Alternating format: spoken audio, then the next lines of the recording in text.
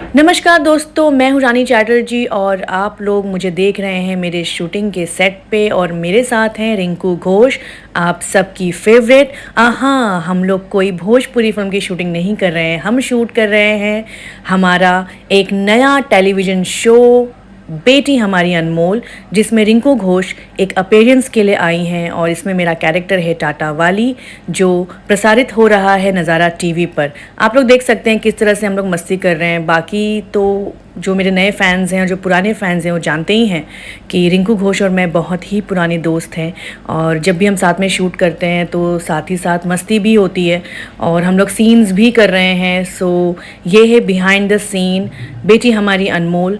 I hope आप लोगों को ये पूरा वीडियो बहुत अच्छा लगा होगा और मेरी ये बातें भी बहुत अच्छी लगी होंगी। सो देखना ना भूलें बेटी हमारी अनमोल नज़ारा टीवी पर सोमवार से शुक्रवार रात